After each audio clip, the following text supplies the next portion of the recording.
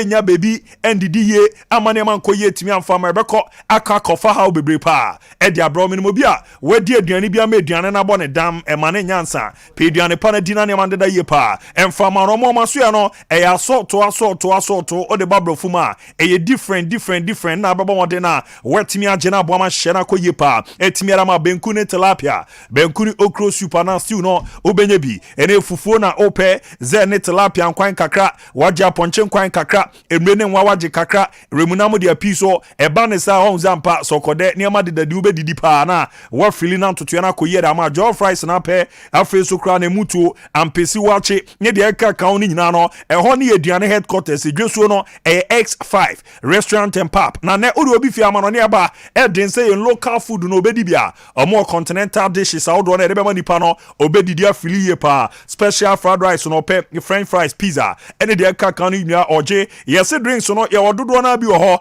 ze ne opedi ano edin de ano emre ho no obenya bi sumbi a won bia se oye kramoni okwa sorry osombo so manaze bo so fufuro bia mo no obetimi akọ no wakọ akodidi ho omo maso yoro mo hyehyɛ pa ede mo obi bia afterward no wedding reception no your ho kese a wokọ a yerebe mo han na abo na ntoto na da ye pa etimi edi ama no nso krachi no yesi na adwuma ko bi na mo pese mokọ ekoko hia kodidi mo nkọm a your ho kese no nso na ede mo han ye na abafie abadi nto se party na mo ye ade adi nipa do na ababedi hyemu no wanhwe ye ampe bebi a ye be yeduane pa ma aninguase beba S5 befa to mo so no ma ye etimi ara ma individual so no mo be adwuma no pa kronfo na do so pia omra na ye wachi yamse ya na ha adwen kakra fa number no ombe deliver aduane no bebi obi a na ye timi ara bro 0549 6096970549609697 ne mboana ne manko ye pemfa ma po mo akrofrom opsi sika efram benyo mo ne aboana ne ma deda ye pa etimi ediama ye diki aka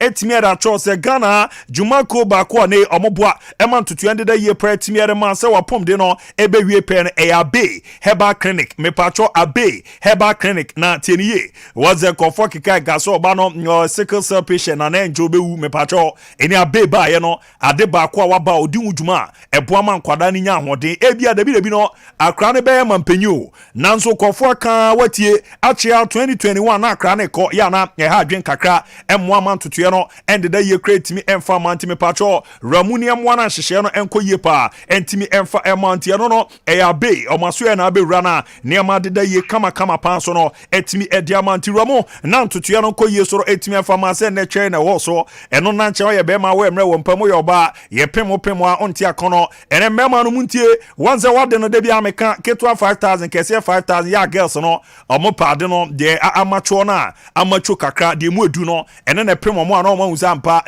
kwa me danzo abejuma ze wanye ni ya na nye ha dwen kakra pa adu kwa penis enlargement na ebe de ama transition no from wiser to beam nation chairman de dem dadada obo ze baby girls ne basa ani na nzampa ojuma dia odi no hote ojuma dia na oye no ne ama de dada kwa mu pe de manti eya be herbal clinic ne empeja mu my hepatitis malaria heart bacteria infection afi obabo so meso obunsa comfort way calendar ya na ha dwen pa omo maso ya no kwa sickle cell test omo ye na scan test no omo ye opomo a oro ni chemo tano so apatropa new site wa omo ban apatropa junction no ramuni ambo jowaya isa ya emane nyanso omo kan bi weekend di live commentary no boga be ramu obamako mali ye my goodness Orlando ebe tuja na kama pa no ye how to folk for no omo first leg no omo bono at weekend di boga my boga Orlando na jeze ene abe omo na de kwakura fana ma no ene ma me ne kasa 0243 345392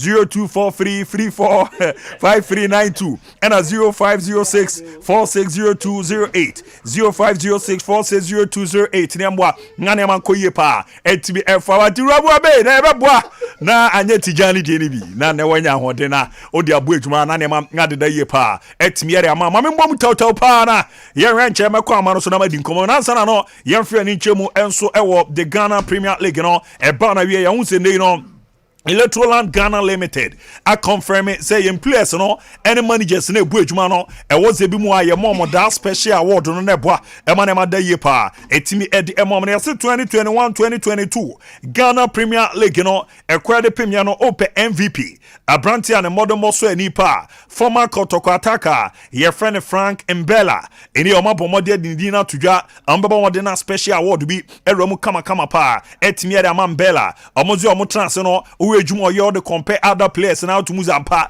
akwa no bobo pa menye edi ono no mugidi se season ye NDA ne modo etimi aso ani a ye bo modern special award no ewura metimi ara ma no nye no nko yesi ne eba ne the top scorer award na ya wano about 30 games enya 22 goals na jaza no edempa edi omugidi so no so no e wo so mo bo modern na ye de award sonku bi ewura medema no na eboa na hyehyende da ye pa etimi ara ma monti ya ono so no ye bo modern na special award no ewura Timera man after no NHS coach of the season no amuze last season ejuma doctor Prosperity Ogum ebo mode born wo Ghana na no edi oboa ema krobia Commercial Santi Kotoko enso etimi agi league no eti ono so no ambabo mode na da special award no ewram kama pa etimi edi amano endu tietiem na rewramu na resident to na esi a ene Electroland Ghana Limited omo ena abo mode asanto to no omo ye na abo na hyehye na da yepa etimi edi amomo na yemfi oni nyanko kodi nkomo akra orwani chem na we sere nema esia ko na Ghana Premier League ni on hold die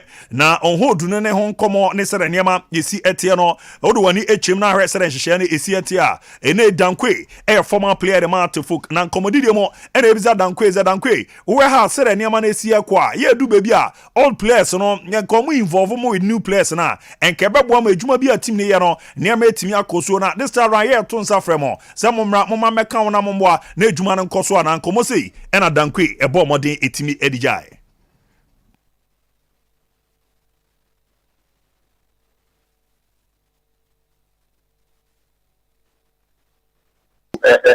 Batawa. There is team now. I mean, no more against Bab because what would team now? Why about us? What would team leader now? Team you belong with me. Empower Jesus. Batawa. There is team now. Pastor, I was wrong.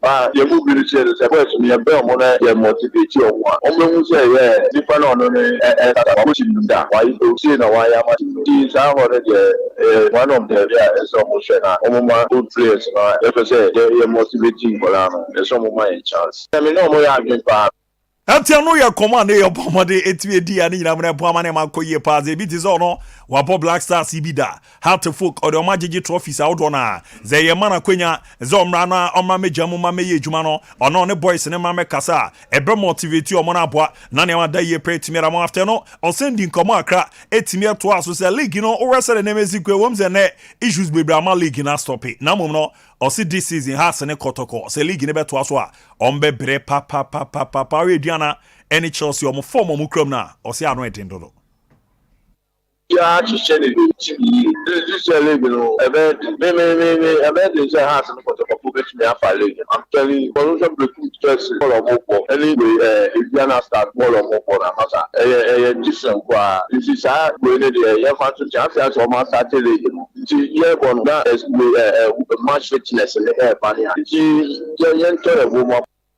Atia no ya command your pom wode etimi ade tudwa ne nyina mo no epo amane madaye pa etimi ede emo monti dankwe NHS this season no owe adwuma na eduana Brekum Chelsea any other teams ne ya otumu zampa ano edin ye papa eboa ema hyehye no ekoye kama so no etimi ede emo mo a ye do ntoto ye no ewram na aboa na bibia enso akoye kama so no etimi ede amanti sa pepe na ho ntoto ye no esieti a ye di ewram na aboa na bibia enso akoye so etimi ede amanti Niama demo ebedi nkomo ba kubi etimi ra bana mom no agan no onjo dia Kona kokoje makanse weekend live commentary da musoko pa ni nyina no ene se be ramu o Mali na yako Heart Folk ebo the CAF Confederations Cup no mo de ekono ene siman se ba clinic ne omo maka ne kan bia ebo ana ntotoye no akoyi kama so no etimi edi ama na bibia enso no etimi akoyi ti no yehwe na yako akodi nkomo bia na abo ana hyehye na dadi na mediki aka se ne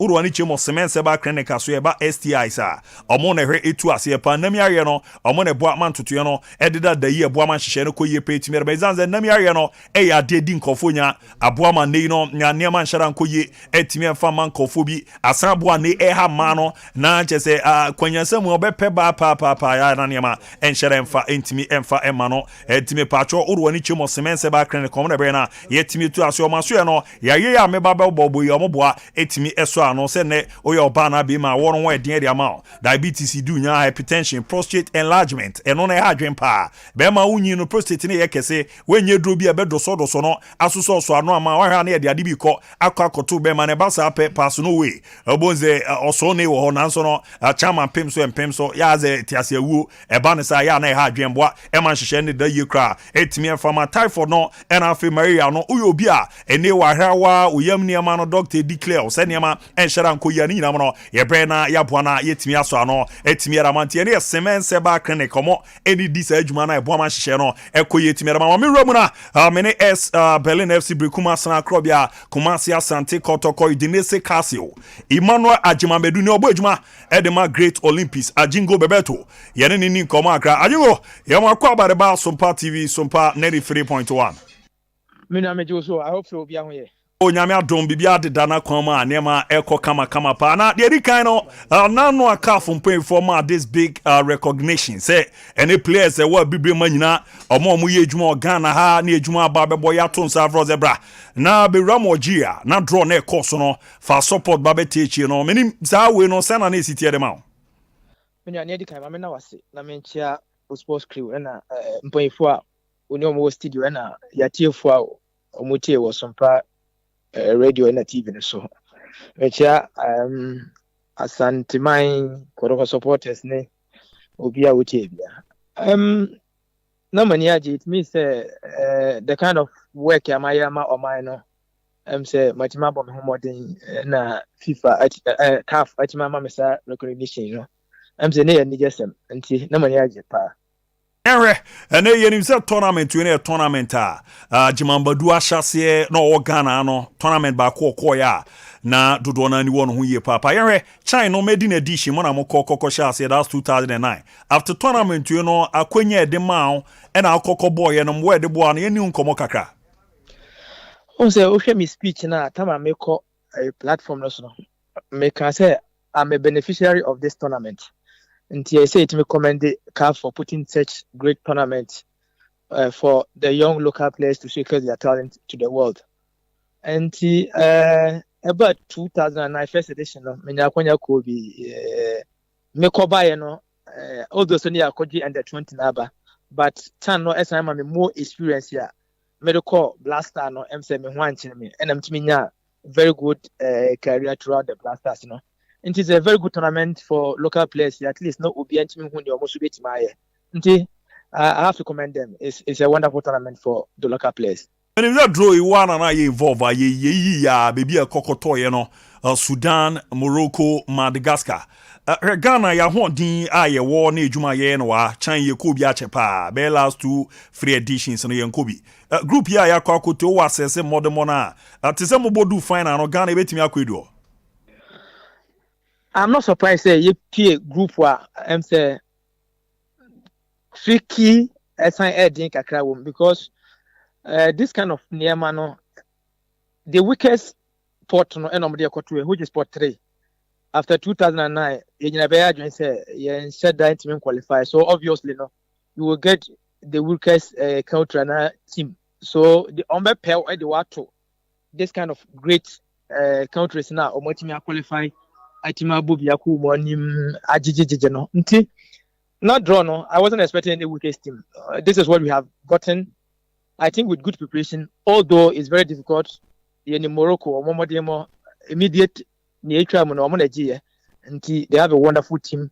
Most of their players number senior team no binombo teams in Morocco. Sudan is very dangerous as well because almost players now senior national team so it make them look very strong as well. Madagascar, you can't write them off because Egypt African Cup almost most of them players in the Super Bowl. And the group is tricky and tough, but with good preparation, I think and yes, omutimi cause too much troubles to us. We can say true. Na ade ba ko ewom ne ze aze yetwa ufo ama na ton kwan ne se wo no experience here pa because so kra na nkaza no na Black Stars no gina mo bo ne yie pa eni a wa back to your local league in Great Olympics na ne ye co tournament yi na ye bie pro na to zo ajingo o we bia wo experience here pa wa ba anti we no brana be can squad hu na ye mfa nkonko jam next year we ready say ne o be join the squad no. I think it's too early. Now me concentrate this. I need to get my fitness level back. Me free China by no me ba February until me better if you get into 4 months. Now me training there, but training alone and training with a club, it's always difficult. Different too. Until now am I my rustic akra. Gradually I joined Olympics, and I mean G6 at the pick the adaptation of the league, the physicality of the league, and at the pitches Until gradually now I was getting my form back, me adapted very well, the weather, the pitches, the physicality, And after 3 games, now me wait to crown I was looking very sharp on the pitch. Unfortunately, na injection way aba etimia slow nyamakakano. Until right now, I just want to concentrate on Olympics, get my fitness back, then I will see what will happen in the future. Now, I know Kobaya Oberon or the Ghana Premier League Great Olympics after 3 matches, no access here league, this time around City and maybe a chama. Now, Bodema Arsenal and then a Kotokona. So, she need to say nothing have changed really because I don't want to go at the aspect of the pitches, because we already know nothing is changing. The quality. There's quality still in the league. Because say you don't have a quality. I still doubt it. There's still quality in the league, but the pitches are not giving the players free to. I be more free. Say as I say more freedom on the pitch. Will be having more quality. Pitches are not giving them that. Apart from that, in fact, the physicality side, I'm say is too much. Buka kakra. Board a bit more physical tackles, but tackling from behind, that kind of tackling, I'm saying it will leak him too much as a FND. Apart from that, I'm enjoying myself, very excited to train with these young talented footballers. A bit much great. But the pitches and the physicality of the league, that is the problem I'm still adapting to. Yeah, and Ajmambadu Aba, a ball no Yeguso bo. Na putupru asembia bebo mama say beto aso ye nto aso yenim ode mi so ye one experience player bia adbc bcc wenim ni ade a na wakọ asen aba e ba ne say a wo ye player nsusan so be na ya enya wo so mi na hadwen enja so wa hadwen papa wo de mama ngi mi hu firi na me fan ko haso focus side in 6 days they have a crucial game ahead of them. That 6 days crucial game they don't want him. Now they need to play coast teams, first division teams, second division teams, friendly game. I'm going to call that kind of crucial game they don't want him. No. Sent about 3 matches. I think a league encore races here. And come 2 games, high profile games at the account. Then they will face Bamako for no. Now, if friendly match and now boy, just a low profile friendly games. I'm going to call the game. That it's a minus for Hasselhoff. If you we know the salary wise of Ghana Premier League. And think our boys and some winning matches now bonus to the one bonus to the Osha no more Tiamo. Nanka Omodi and also air show more new family and your marketing kitty. And also it's a plus for teams no more yard there no and it's a minus for teams no more yard there no and it's a plus for teams to be a Omunyamba league in them year no because at least they can prepare very well now. Yeah, I be Olympics. Yeah, what your form the was thrown. Say, I bet you will be a cut down. After that, me say it's a problem for me because I thought my fitness level is going up, and but you have to now restart everything. But seriously, this country, Obia on the right say, so Felice Bibinkoya, he can see the redress from the court. And he said, Panina who said, I'm saying, we don't have any problem. But that is the situation we are in now. It's a very worrisome situation for the footballers now. But you need to be in the NSA 14th of October, no, on the court, no. I hope the Federation good news to be from the court. No league has started. Now, near a 10 team, no, so. because after 4 or 5 games, you need to go on break. Now, World Cup, best start. From the World Cup, then they are entering into camping because the tournament is January. So they need this high profile league games, no more the fitness and the sir near Manumti. I had dream, but obviously he's seeking for redress. You can't do anything. Let's wait on the 14th. And on an next question about Bisa, but we no. Now, Major Moako, but the Black Stars of Ghana, and what they are, young friend Nuchato, by Uncle Farkin Simuno against Brazil and in Nicaragua. Na yen new komo akra ne ohwe yen squad ya Ukraine against Brazil ni Nicaragua boya ye boye World Cup and it also was a Ghana yebeko na ya kwa bibi. Well, I'm very happy to say Yenya a very high profile, proper high profile.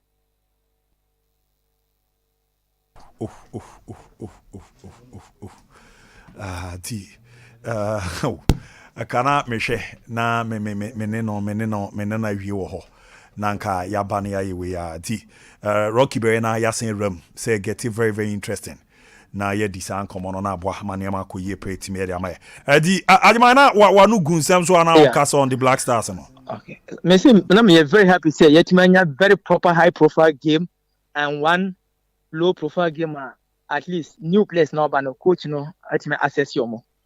Now he knows the team he's going with. I'm very optimistic there. Now he knows. Brazil team no, ni Portugal team no. Level of players no, difference no and also. So he knows the kind of tournament now oko. And the expectation is high, but maybe my say let's limit a bit of expectation because this tournament we are going with two things: individual brilliance, one. Because now it's a team a young blended year omunyam ni mo ho ebi kwa can hold before the tournament and Kudus he doesn't know the movement of Inaki doesn't know the movement of the day doesn't know the movement of Lamte. So cohesion wise we have lacked something, so we are going with individual brilliance and a bit of luck here every team and there's quality in the team, that is a fact. The bench will be solid, which will be key in this tournament this year because teams here, you know the kind of profile move. So we change it, players, be not the full problem. It will cause trouble to your team. And the bench will be rich for us. And it's a tricky, difficult situation for us, but with good preparation, good communication, and a bit of determination, to say Brazil, more first half and second half when we came to the game was better. No, it means that the games, the second half of the Brazil, now you are the big crabia. Now you party in the great form, with no injuries. Party in the great form with no injuries. I don't think the team is bad. We can surprise the group we are in. Ayuo yabara senomre menimze den ebesen shiana komobiano ya bomode de da sepaze wi oni T4 etimi I rerema cheche sere ne masiti da sepa Minamesu medamase na mekam. Okay di ano ye Emmanuel Ajimabedu ene e call ne kokodin komo former Berlin FC Brikuma Arsenal Krobia Kumasi Asante Kotoko Udinese Kachio and of course the Black Stars of Ghana obobobo ni yepa dina e was ye kona ono aramu ogia no de na ni koku hu ye no oboy ho komo kakra echichi mu na eboa e ma na ma dadi party said na me kanu Siemens Vital ba Mr. dodo na fe ne agan na agan no amankofo sisi mu aye den omutedua no ntumu zampa emu ayedu epemu anu anu zampa de apemu pa wo ye be ma makaze match ne seti a meme wa asasi su nyina e na ogina na mu ntu kwa e wo so ye na ye ni ye because match no egusu ekosobozi ya ka na ejichi ebose o champion ya ejuma ni ye champion bo ejuma ni ye na ejuma no de be support wa man wo bono crogen pa na me pa cho e ye Siemens Vital e ba Mr. dodo na fe ne agan ura mo bebi azo ba agan oba be bo anfi obe chichi obe de obe ya kono asundwe na timi abafie e na sisi no so e be ho ejuma heba shop ya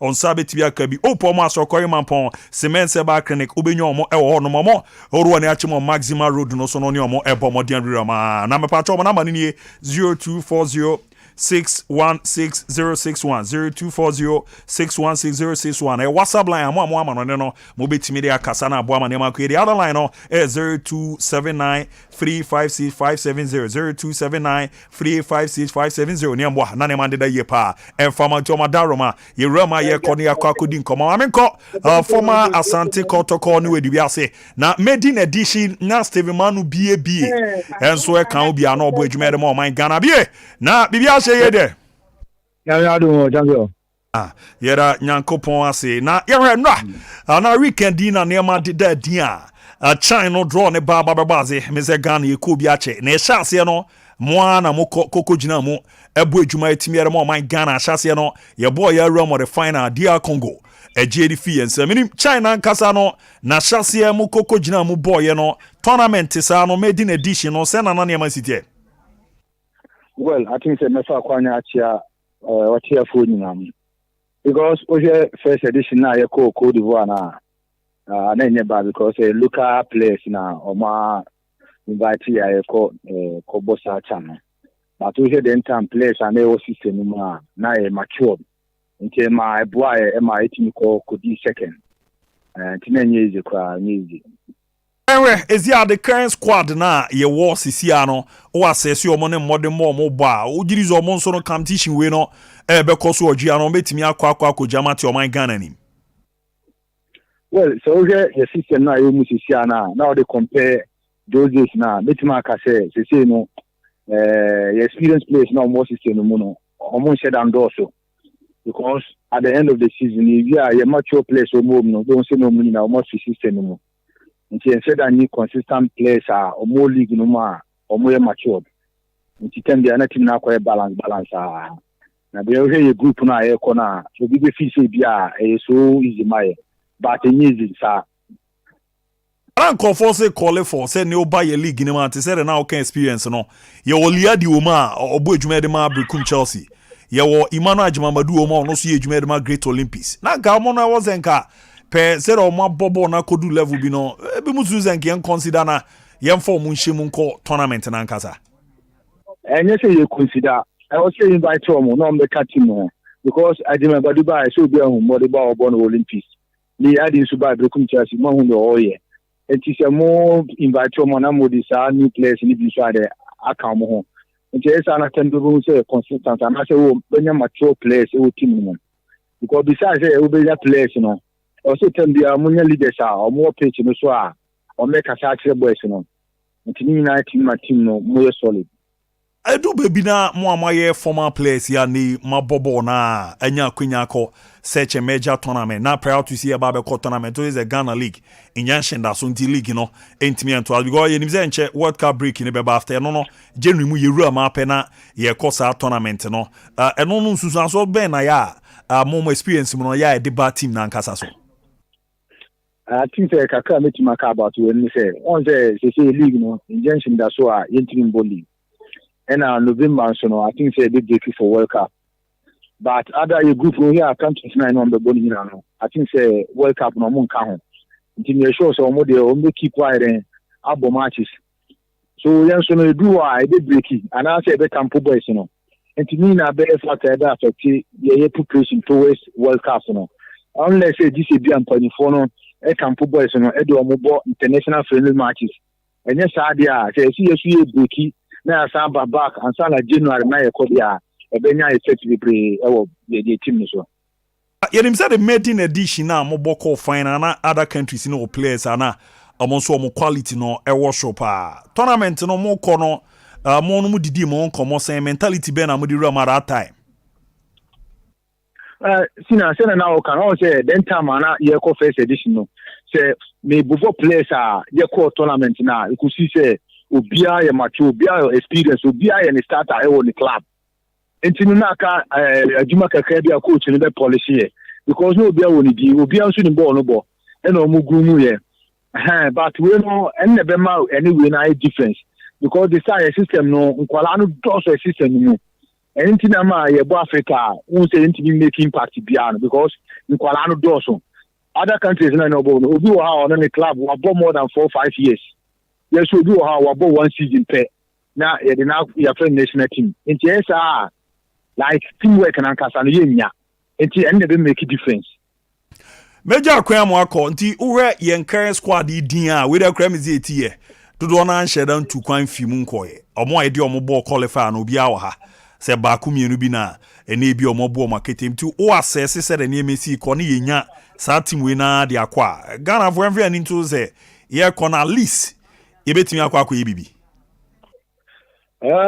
maybe say maybe your current squad no maybe me feel say fine yɛbɛtumi qualify from group stages but if you work on and na be asem no because chan no in America no o share other countries ni na or more league no how mo si proper no ma anyhow consistency ni e wo mo league ni no any ya e bua because team no so who team like me fan say Kotoko this year for instance players are last season mo bo league no sanka this year almost be 90% ni na o ha anka Kadiago for anka Kotoko be you mo fi but whereby new players now old players no mo bo league last season no almost 90% ni na akọ also na also building new team it's very difficult so benya teamwork no and team se bia team na you this season na omo ball we no so players ni na around there I think say Kotoko Ghana betima make impact e wo chan ni yeah bada ate no mre why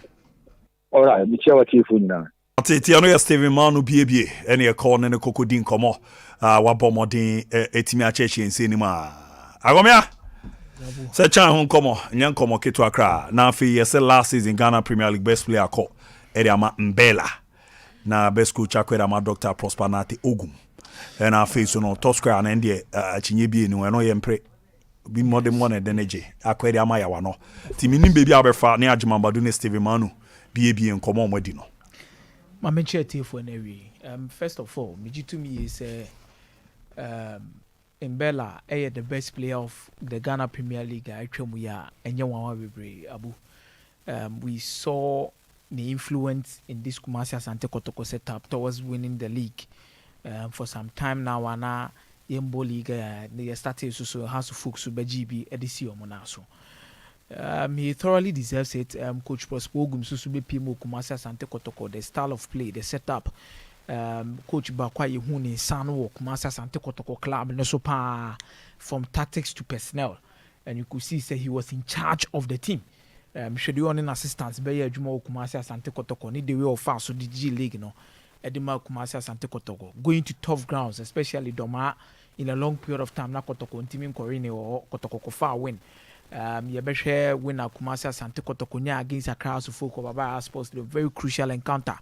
Let's not forget about Takwa, the kind of results of Kunya or Takwa. Everybody that was when I know BRGD or from the team no crown. I ran a league, you know, or Mentimianje. So you are also so in some subsequent games so you the way our city football dribble the way through, the goals. And I will say Omunina award at the moment, me sure say Abu Dhabi, nobody will contest.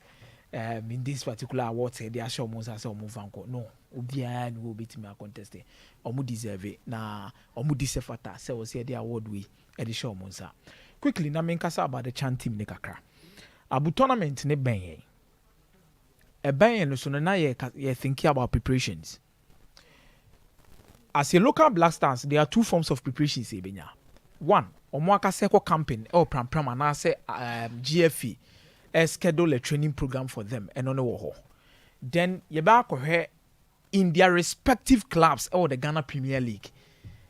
The level of competition or move facing the Premier League in the best shopping or more for the tournament. Me who group nana me who say Abu, it is going to be a very difficult group, especially looking at the pedigree of some of the clubs now. Or move producing players, Edema such national teams. Social Morocco dia with that be provided the amano.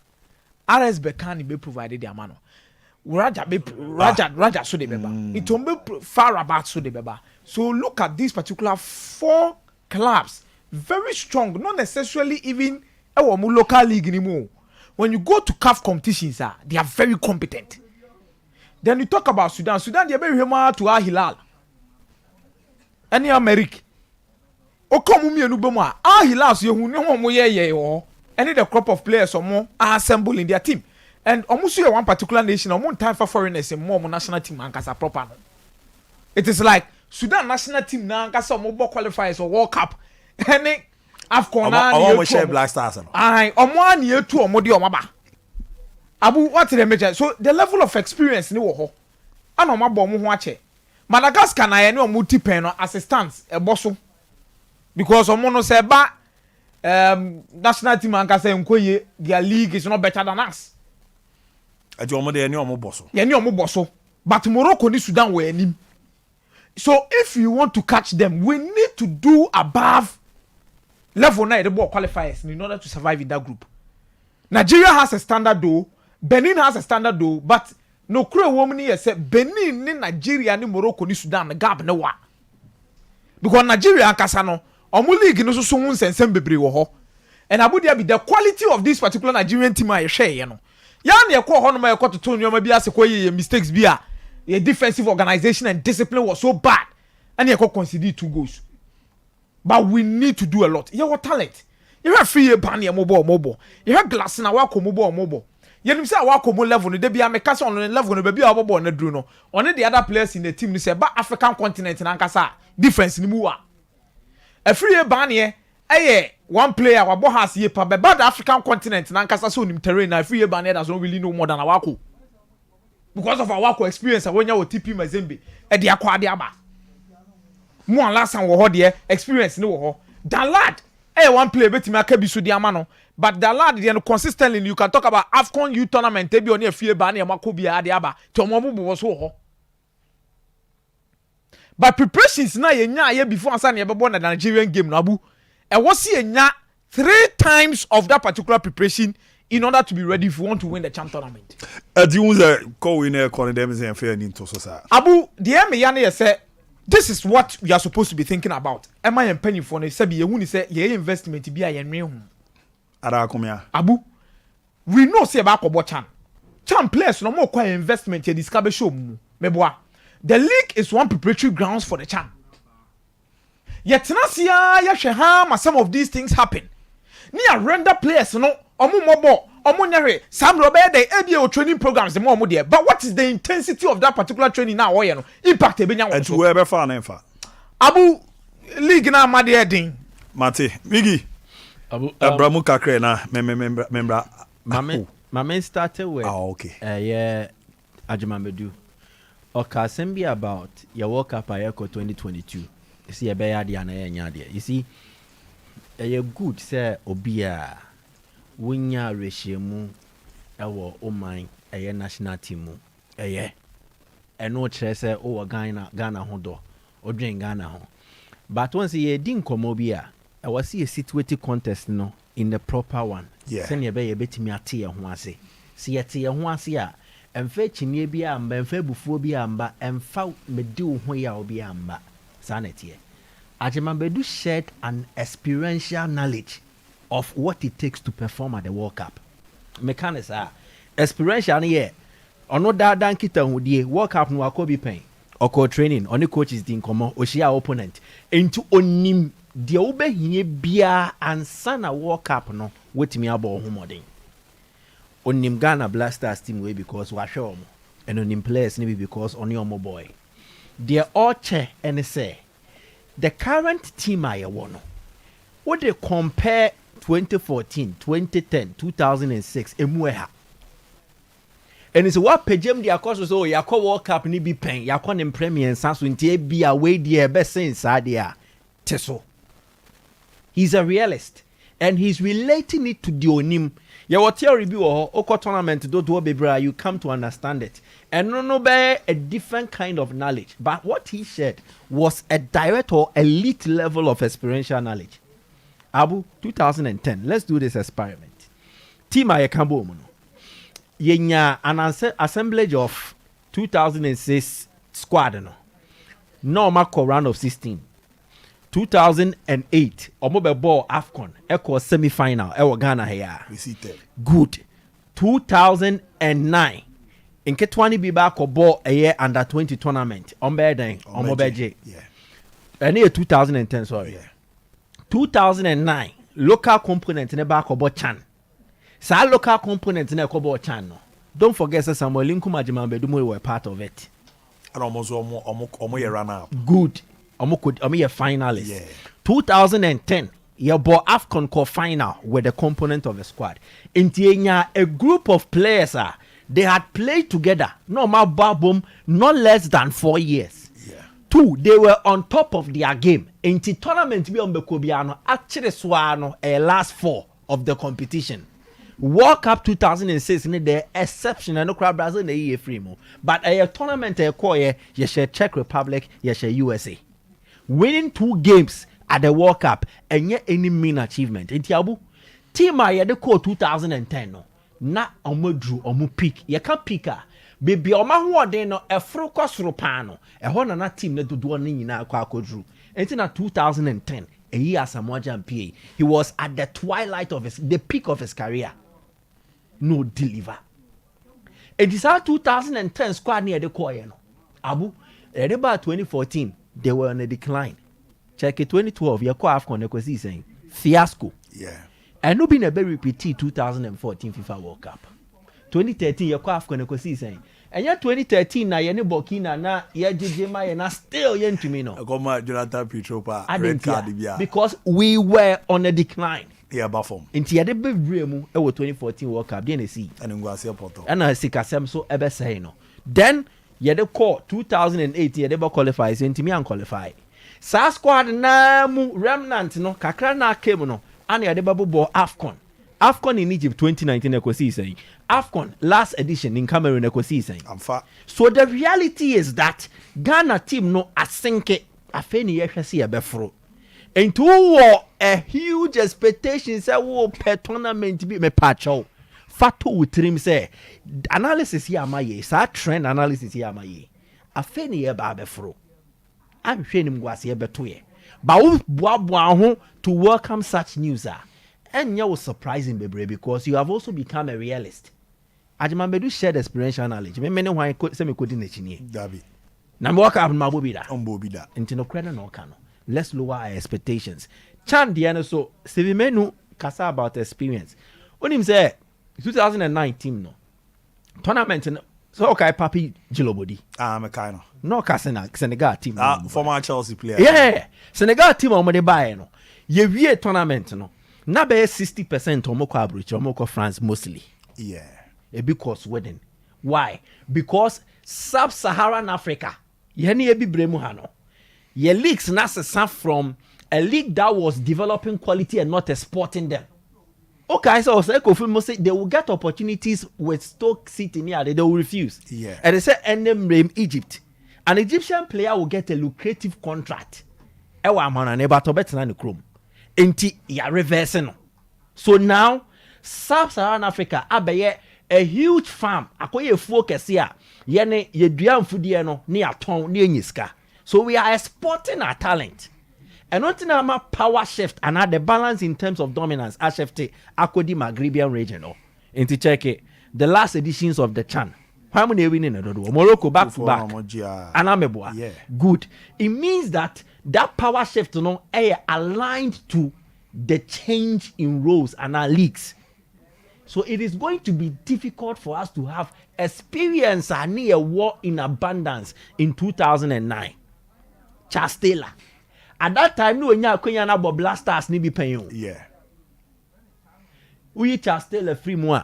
Obeba Jordan Opoku had experience with fine or Abrochi Oba Baba local scene no we deliver Kojo Poku Mahala. So it was a time I could also Oba Africa. Yeah. So onya that continental experience into the national team no Stevie Menu so yene die. So you will get a component of the team nimua by 70%. They had a level of experience playing for their clubs at the international level or representing Ghana at various levels.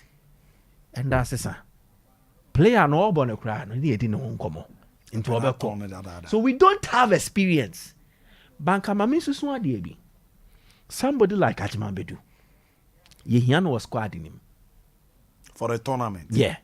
Yes, okoye aje nkwa no abo tournament na JS ni metri so abo amayo.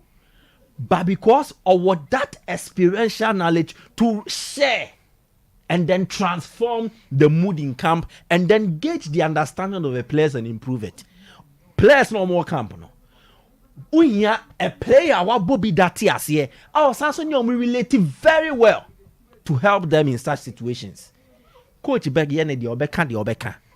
team manager beka the obeka. But nobody can relate to a footballer better than the colleague footballer because on the thing I say. Oh, okay. Ajman bedu so shasi wa here. Nyankopon na yadum no nyama na ne boy. Enti so oni omo relate e be easy. Check the impact of Glass na wako. He's acting as the senior figure. Born the ahwode no oni omo de no ono ne de no wo form kakra. But otumi ya dan femu de. Ajman bedu might not play to the level a wako betimi abo. But ono so ne de obetimi de aboa camp no. He should be part of the chance squad ebeboa. Lastly on GFA, you see, timing is very, very important. Timing. And now in law, you can be say justice delayed to some extent is justice denied. So I say see any many ya. You won't say Rocky, a boy for which I said we will casia. I was see a car some now to tell because Sikana Rocky Ed Boo Jayan. A Sika we had the year at the end many ya. Oh, ni atwen chance some ya their court ya agent ya their court be 2 years. 2 million cedis in 2018. Abu o de ba 2020 enye pe.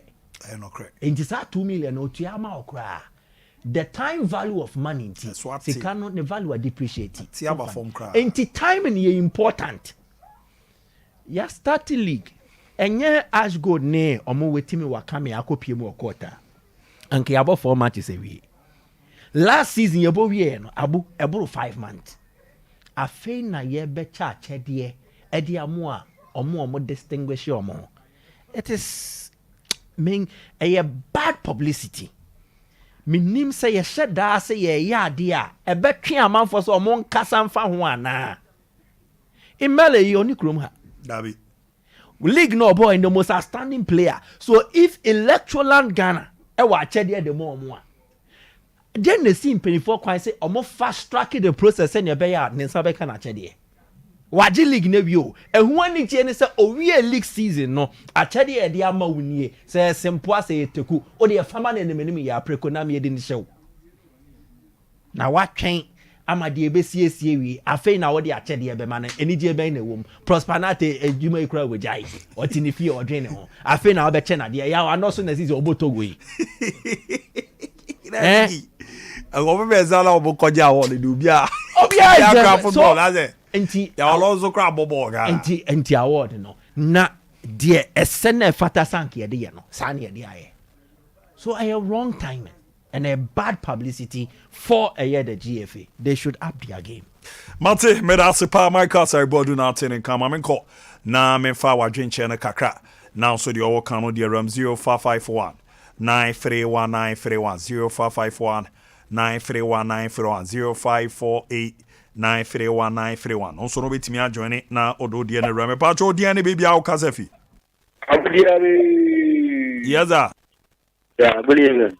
Mejozo Efuma that you were in a healing. Mabacho mitio Ebacho, Yambo Sunday, yes, Africa, and Benabaso. Bebaso Africa na bebaso why Now, coach about. oh for now as a folk ni coach my other stand coach na my point be coach pass head coach the omuni bi The coach, I coach like the Omoko, yes, sir.